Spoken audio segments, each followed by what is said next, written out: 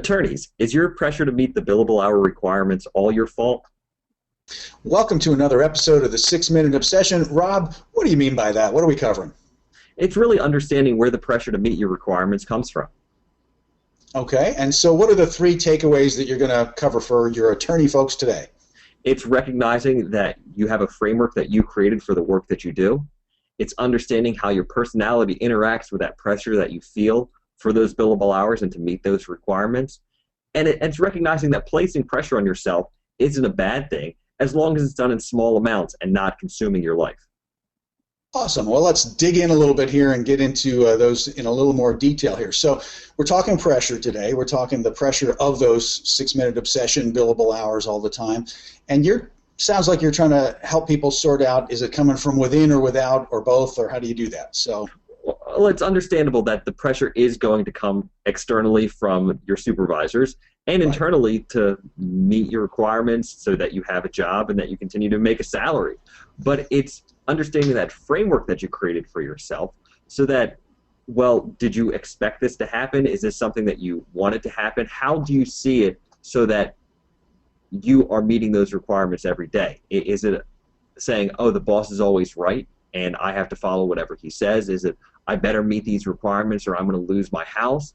What is it? What is that framework? What is that narrative that you've created in your mind that's putting this pressure on you?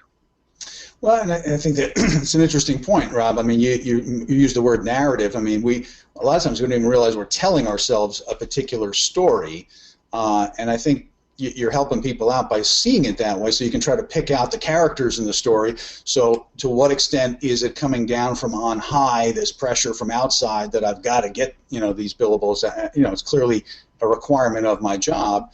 But then from within, I clearly want to do a good job, right? I want to do well, I want to perform well, I want to, get promoted, I want to do all those other things. So that's a tricky balance. Exactly.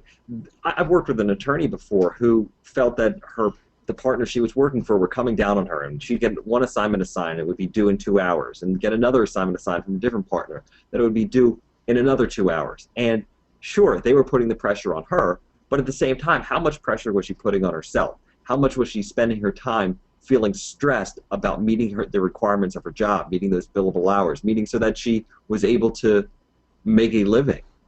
How much of that was actually affecting her so that it was hurting her performance?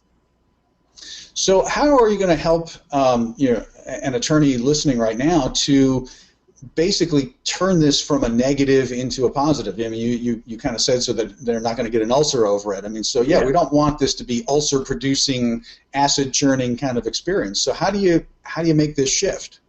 Well, as I said, it's about recognizing the narrative that you've created for yourself and understanding how your personality interacts with the pressure that you've created.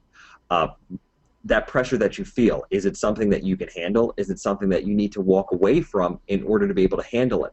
How do you best handle it? When you get stressed in a non-work situation, do you walk away from the situation? Do you go for a run? Do you read a book? Do you dig down harder and get the work done? It's responding the same way instead of reacting to that immediate feeling that we have of whether it's fear, whether it's anger.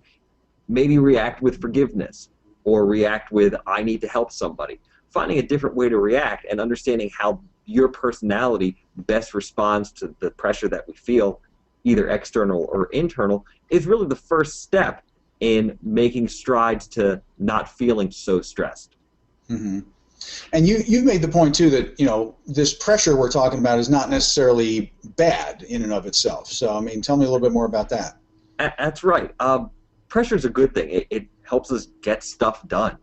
When we need to get stuff done, if somebody's bearing down on us, we get stuff done a lot quicker.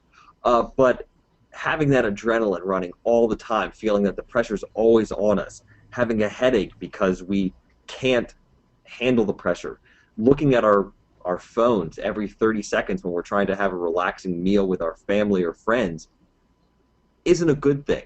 Feeling a little bit's fine, but when it happens every day, our bodies start to eat away at ourselves, and it's a very negative feeling and it's a very negative energy. We can't sleep, we can't eat well, we gain belly fat. I mean, I'm sure you've seen the commercials on TV. That stuff's all true. We gain belly fat when these negative hormones react because they're running all the time and all the time. And eventually we get really tired. If you've had a traumatic experience or a very stressful experience and your adrenaline kicks in and then you're very much alive and then about an hour later you're just dead tired to the world that you could just fall asleep. The thing that comes to mind is first law school exam. I never knew how tired I could be from mental strain. I just fell asleep right after that exam because that pressure was there, that constant adrenaline was running. If it happens all the time, nothing good can really come of that. Right, you start to break down at that point, right? I mean, that's when you know you've crossed way out of balance at that point. In fact, I remember reading there was an interesting study done with medical. They tortured these medical students and they exposed them right before this big final exam they had to take. Half the class, both sets were exposed to flu virus, right? And the ones that were studying and pulling the all-nighter and really kind of stressing like crazy were much more likely to get the flu, whereas the ones that were sort of keeping it more in balance and still getting the job done, they actually were able to fight it off. So the immune system can even crash, right? Yeah, exactly. And balance is a very important thing. But again, I want to go back and say it's about your personality and making sure your personality interacts with that balance. If your balance is to keep working, and you feel that as a relief, if you are one of the lucky ones to feel that work is a stress release for you, then keep doing that. Don't go sit on the beach when you feel that you're getting stressed, because it's not going to be helpful to you, it's not going to be helpful to your work, and actually you'll probably end up being more stressed in the end. But if you're somebody that needs to take that coffee break, that needs to find that time to space out or to relax, then finding that part of the balance and seeing that in your personality and knowing that about yourself and understanding that it's okay to be the way you are will actually lead to greater productivity and less stress in the end. So it sounds like, to go back to the very beginning, it's not really all your fault, but finding the right balance is clearly going to be your responsibility. I mean, you're going to have to find that curve that's a little bit unique for everyone, right? Where a little bit of stress is making me more productive, it's keeping me focused, it's getting me to hit my billable hour numbers that I got to do. But there's a line at which I've got to know inside myself that as I start to cross over too far, I'm actually going to get less productive, I'm going to get run down, I'm going to crash and burn. And if I can't figure out that balance, then I need some help. And I guess that's where you come in, Rob. It's exactly right. I come in where it's helping you rediscover really who you are and understanding what makes you tick and what makes you happy and leading to that greater success. You've already had success. You've gone through law school, you've passed the bar exams, possibly numerous bar exams. You have success, you have intelligence, but it's helping you reconnect with the who in what you do and the who and who you are so that you understand better how to be successful and how to build on that success that you have already.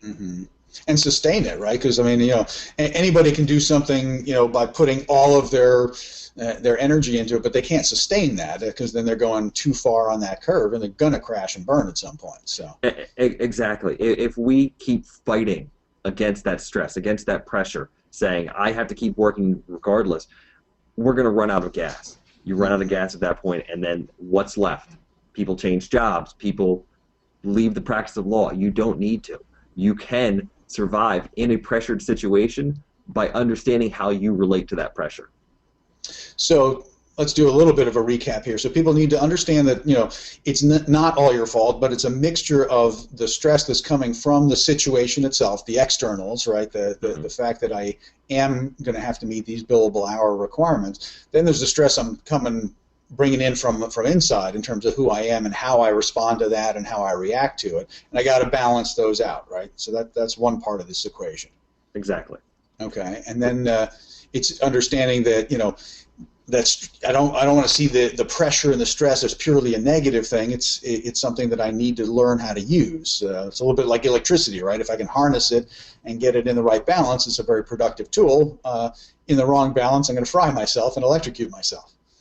Yeah, it's all about leading a balanced life. I, again, hate to use the term work-life balance when you're only talking about work, but part of your life is spent at work. So it's about finding so it's about finding that balance in your life at work and how you spend it there so that you are in balance with yourself, that your body's in balance. People say go and exercise. Well, exercise might not be for everybody, but finding different ways to release that stress, to relieve some of that pressure that you put on yourself is going to make you more productive. Right, but exercise or something physical, right, is real important because you got to understand. You were mentioning the hormones and the adrenaline. I mean, this is a very physical thing. So, to figure out how you're going to work with your physical body is a big part of creating that balance. It doesn't necessarily have to be hours on the Stairmaster, right? But you want to do something with your body. Something. I had a previous blog which talked about the term active couch potato, where sitting behind a desk I like that. for more than 8 hours a day is actually killing us.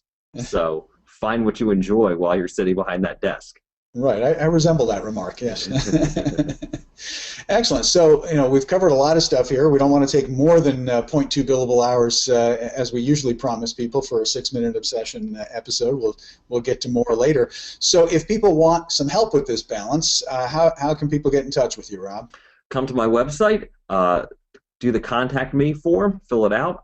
If you click when you first show up to my website, if you click on the link, you can fill out the form there, and you get a free 30-minute session with me, or you can email me at robert@graffstandard.com.